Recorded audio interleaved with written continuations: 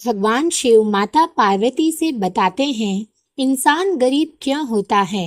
एक बार माता पार्वती भगवान शिव से कहती है, हे प्राणनाथ, मनुष्य गरीब क्यों होता है? या फिर बहुत मेहनत करने के बाद भी, बहुत पैसे कमाने के बाद भी उनके घर में पैसे क्यों नहीं टिकते हैं? आखिर इसके क्या कारण हैं? तो भगवान शिव कहते हैं, हे देवी, वास्तु शास्त्र के हिसाब से वास्तु के कुछ नियम होते हैं जिन्हें मनुष्य को ध्यान रखना पड़ता है। तब माता पार्वती कहती हैं, हे देवों के देव महादेव, मैं कुछ समझी नहीं, कृपया मुझे विस्तार से बताइए। तो भगवान शिव कहते हैं, हे देवी, आज मैं आपको वह 10 कारण बताऊंगा जिससे इंसान गरीब होता है। कृपया इसे ध्यान से सुने। अगर आप इस वीडियो को देख रहे हैं तो इसे पूरा देखें। इस वीडियो को आधा अधूरा छोड़कर जाने की गलती ना करें, क्योंकि इसे पूरा सुनने के बाद आपकी जिंदगी पहले जैसी नहीं रहेगी। इसीलिए इसे पूरा सुने। आप शिव भक्त हैं तो भोलेनाथ का अनादर ना करें। 10 वास्तु दोष। वास्तु शास्त्र में दिशा और चीजों का सही जगह पर होना बड़ा महत्व रखता है। बहुत पैसा कमाने के बाद भी अगर आपके घर में धन दौलत की कमी है तो जरूर आप कोई ना कोई गलती कर रहे हैं। अगर अचानक आपके दिन बदलने लगे, अच्छे दिन बुरे दिनों में बदल जाए, तो आप संभल जाए। आपने कई बार लोगों को यह कहते सुना होगा कि घर में धन नहीं टिकता, बिना मतलब के खर्चे होते रहते हैं। वहीं घर में हमेशा तनाव भरा माहौल रहता है। ऐसे में लोग अक्सर खुद की किस्मत को दोष देते हैं, मगर वास्तु के अनुसार घर पर मौजूद कुछ चीजें भी धन हानि व परेशानियों को न्योते देती है। घर में मौजूद हर चीज से सकारात्मक या नकारात्मक ऊर्जा निकलती है। ऐसे में इन घरों में रहने वाले लोगों पर इन ऊर्जा का असर निश्चित रूप से होता है।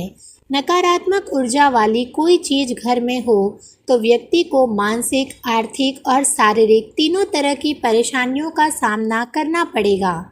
नंबर 1, देवी देवताओं की मूर्ति या चित्र। दोस्तों, देवी देवताओं की फटी हुई और पुरानी तस्वीरें अथवा खंडित मूर्तियों से भी आर्थिक हानि होती है।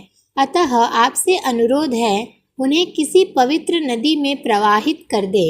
इसके अलावा देवी देवताओं के चित्रों से घर को नहीं सजाना चाहिए। कुछ लोग ढेर सारी मूर्तियां इकट्ठी कर लेते हैं और जो कि वास्तु दोष निर्मित करती है।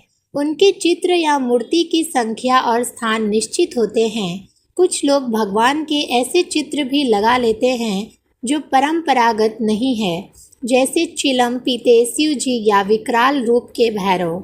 नंबर 2, जानवरों और पक्षियों की तस्वीरें। वास्तुशास्त्र के अनुसार अपने घर या ऑफिस में सांप, गधे, उल्लू, सूअर, बांस, चमगादड़, गिद्ध, कबूतर, कौवा जैसे पक्षियों और जानवरों की तस्वीरें कदापि ना लगाएं।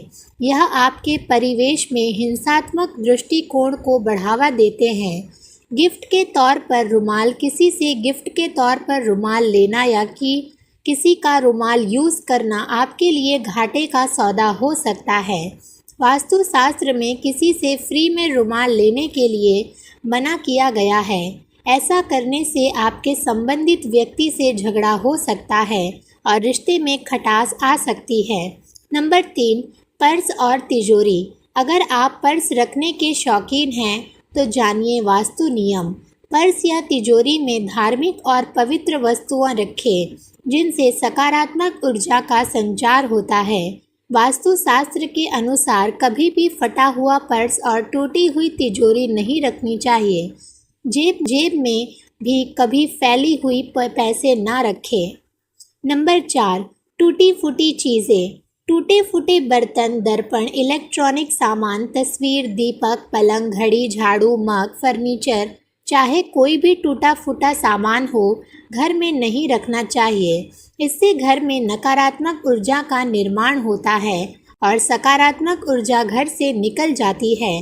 घर में कोई भी टूटा हुआ सामान है तो उसे मरम्मत करवा ले, अन्यथा उसे घर से बाहर फेंक दे। नंबर 5, पूजा का कलश। पूजा घर में रखे कलश को कभी खाली नहीं रखना चाहिए। पूजा कलश में ब्रह्मा, विष्णु और महेश का वास होता है। इसीलिए पूजा कलश को कभी खाली ना रखें। कलश में गंगा जल जरूर भरकर रखें। इससे घर में सुख समृद्धि आती है और उन्नति प्रगति के सभी रास्ते खुल सकते हैं। नंबर 6, सजावटी वस्तुएं या कलाकृतियाँ। कुछ लोग घर को कलात्मक लुक देने के लिए नकली या कांटेदार पौधे लगा देते हैं। वास्तुशास्त्र के अनुसार घर में कांटेदार पौधे नहीं लगाना चाहिए। इसी तरह सूखे हुए पेड़ पौधे, उजड़े शहर, बिखरे हुए घर की पेंटिंग भी नकारात्मक ऊर्जा पैदा करती हैं। नंबर 7, हानिकारक वस्तुएं। घर में बिखरी दवाइयाँ, टॉयलेट क्लीनर, फिनाइल, जहरीले रसायन, कीटनाशक, इन सभी वस्तुओं के लिए अलग स्थान होना चाहिए। वास्तु दोष मिटाने के लिए कपूर रखें। घर में जहां वास्तु दोष निर्मित हो रहा है वहां कपूर की 2 टिकियां रखें। नंबर 8, मकड़ी का जाला। घर में बनने वाले मकड़ी के जाले तुरंत हटा दें। इन्हें रहने देना अशुभ माना जाता है। इसी तरह किसी से माचिस लेना भी अशुभ है। माचिस अग्नि का प्रतीक है। फ्री में माचिस लेने से घर में अशांति और क्रोध का वातावरण बनता है। नंबर 9, पत्थर और नग में अनावश्यक पत्थर, नग, अंगूठी, ताबीज या अन्य सामान रखकर भूल जाते हैं। वास्तुशास्त्र के अनुसार एक छोटा सा पत्थर भी आपके भाग्य को दुर्भाग्य में बदलने की क्षमता रखता है। नंबर 10, सोफा, कुर्सी और टेबल। घर में टूटी हुई चेयर या टेबल पड़ी हो तो उसे तुरंत हटा दें या मरम्मत करवा लें। अगर आपका घर दक्षिण मुखी है तो वास्तु दोष लगेगा। इसके उपाय: द्वार के सामने नीम का पेड़ लगाना, मुख्य द्वार के ऊपर पंचमुखी हनुमान का चित्र लगाना, पंच धातु का पिरामिड लगवाना, गणेश जी की जुड़ी हुई प्रतिमा चौखट पर स्थापित करना, सुंदरकांड या रामचरित्र का पाठ करवाना। अन्य सावधानियां: किसी से मुफ्त में तेल, काला तिल, सुई, लोहा, नमक ना ले। इनका संबंध शनि, राहु और केतु से माना गया है। ऐसा करने से आर्थिक तंगी, स्वास्थ्य हानि और पारिवारिक कलेश आते हैं। उम्मीद है आप सभी को यह वीडियो अच्छी लगी होगी।